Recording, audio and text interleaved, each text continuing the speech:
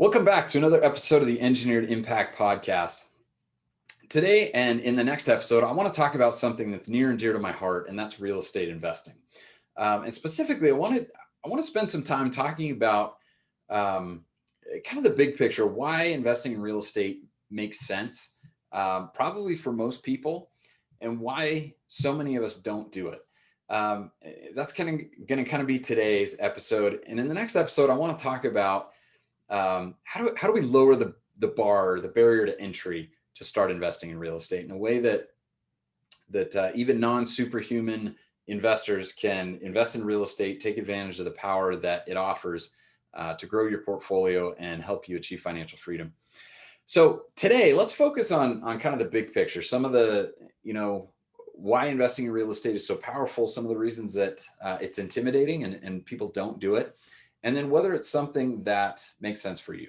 Okay.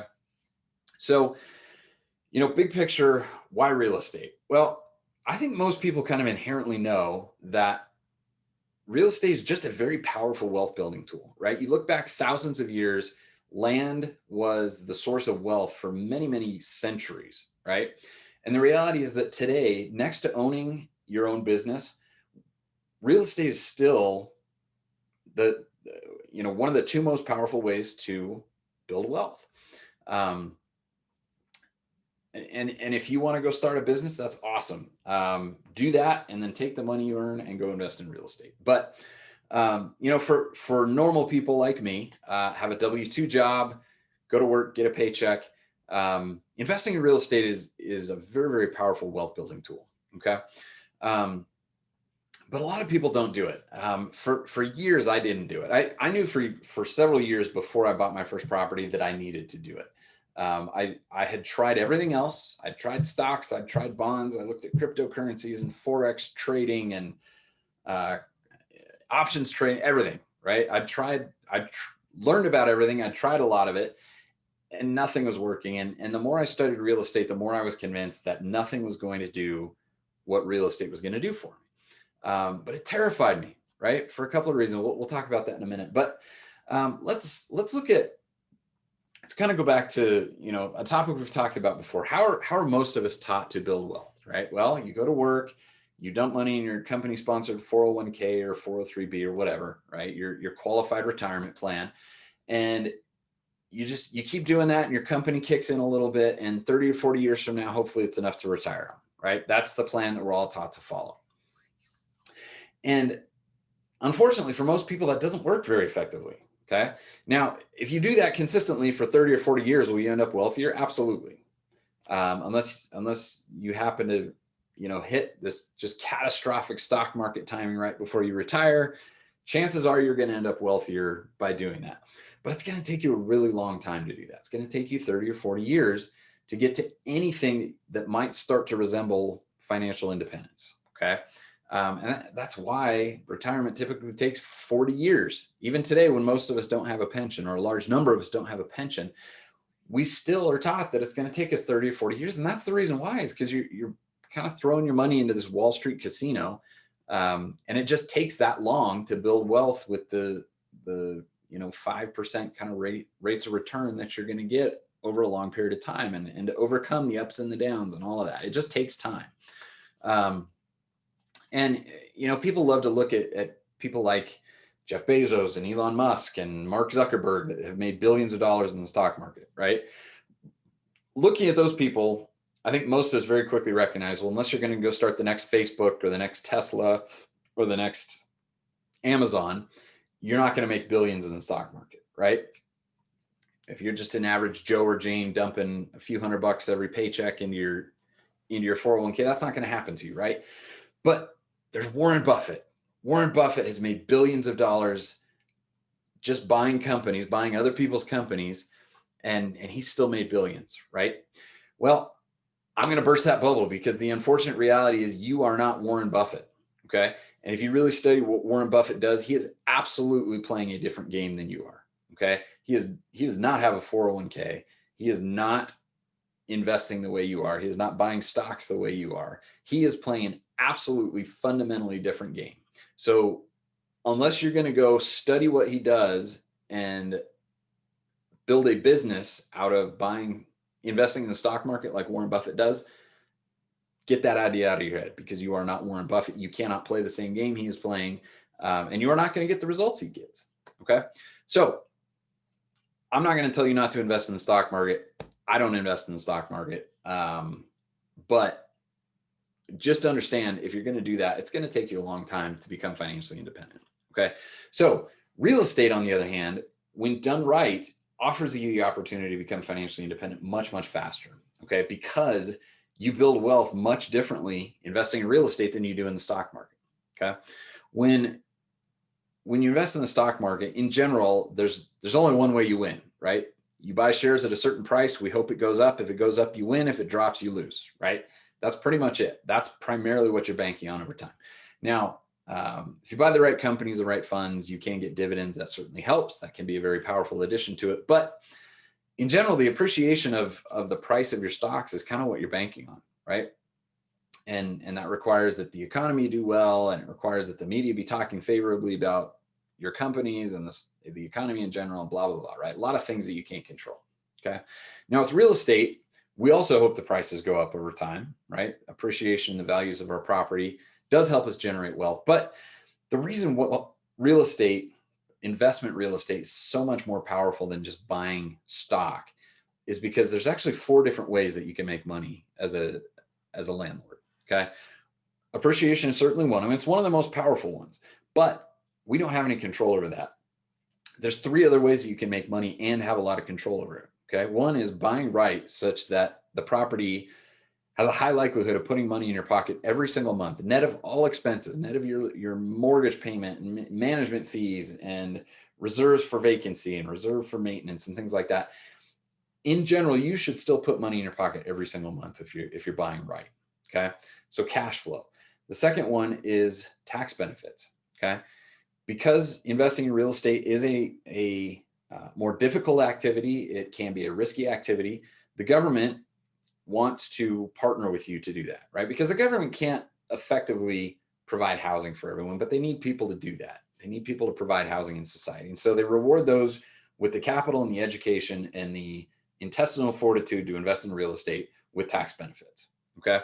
Now, that doesn't necessarily put money in your pocket, but it does allow me to build wealth much more efficiently, right? The gains that you get in your stock market or your brokerage account or your 401k are ultimately going to be taxed, and that reduces the return, the effective return that you get on your gains, right? Whereas with real estate, when done right, you'll pay little to no taxes on your income. Okay.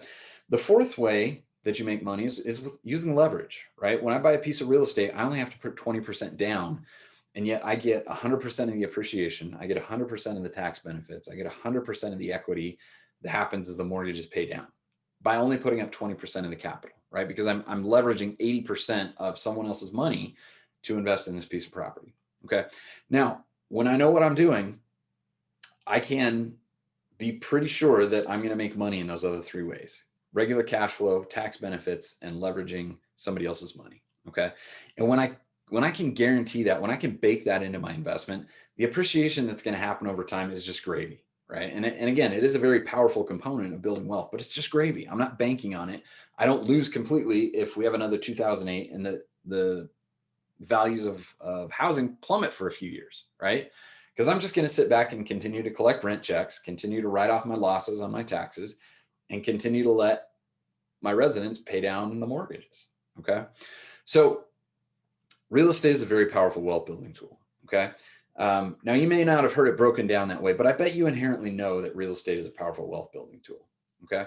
So if it's so powerful, why doesn't everybody do it? Right? Why do people invest in 401ks and brokerage accounts and gamble on cryptocurrencies and all these other things? Right? Well, there's some very good reasons. One, investing in real estate is expensive, right? I can invest in a 401k or create a brokerage account with as little as, a few dozen dollars, right? You can go buy shares of stock for a few dollars. Investing in real estate certainly takes more capital, right? The properties I buy take $25,000 to $30,000 to buy. Okay, that's a lot of money. So it is expensive. Number 2, and honestly, I think probably the biggest one, is it is intimidating. Okay. When I started telling people I was thinking about investing in real estate, everyone thought I was nuts, right? And the majority of people that you tell that at work, they're going to tell you about Uncle Bob, who had a tenant that trashed their house and it cost him $20,000 to get it fixed up, right? Or they're going to talk about the tree that fell on their cousin's property and smashed the house and cost them $40,000 to rebuild. Whatever. Everybody knows somebody who has a horror story in real estate, right? Do those things happen? Absolutely. I have a friend that bought a property, and the second month he owned it, tree branch fell on the roof, did like $1,500 worth of damage. That sucks, right? Those things happen. And so people hear these stories and they let it intimidate them. And they a lot of people stop asking questions, right? They stop asking, well, if those things happen, how do people still do it and make money, right? How are they still successful at it? And so they hear those stories, they hear about the risk, and investing in real estate is risky. If it's not done in the right way, if you don't know what you're doing, it can be extremely risky. Okay. And most people approach, I won't say most people, if you approach investing in real estate the same way you do with, a 401k, where I'm just going to dump money in my account and hope that somebody else is watching it, hoping that somebody else is going to take care of it, chances are you are not going to do well. You're going to lose your shirt because you don't know what you're doing. But if you take the time to get educated, if you take the time to learn to do it right, to learn how people are facing those risks, right? The tree branch and the bad tenants and things, and still making money, you can learn to do it too. Okay. But unfortunately, a lot of people just don't have it. They don't have successful models. They don't know anyone that's not a cousin Bob that had a horror story. And so they let that kind of scare them out of it. And I think another reason is it does inherently require more of you, right? Again, a 401k doesn't require anything of you other than to sign a piece of paper to let your company take money out of your paycheck every 2 weeks, right? Investing in real estate successfully is going to require a lot more of you. And quite frankly, that's work that a lot of people just aren't willing to do. They're not willing to ask the hard questions. They're not willing to do the research. They're not willing to go find people that have been successful. And that's okay. But that's something that deters a lot of people. Okay. So, the next question is it worth it? Right. If it does have that higher risk, if it is expensive, if it's going to require more of me to get educated, to learn to do it right, is it worth it? Well, there are three main things that I have found that have made real estate investing absolutely worth the journey, worth the work, and worth all of the headache. And I won't lie, it is a headache. It is a pain in the butt. I hate real estate, but it is worth it. And here's why. First off, again, the financial benefits can be huge, right? I want to be financially free in way less than 40 years. I want to do it in less than 10 years. Real estate is the only thing that's going to get me there. Okay. Again, short of starting my own business, real estate's the only thing that's going to get you there. So financially, it's awesome. Okay.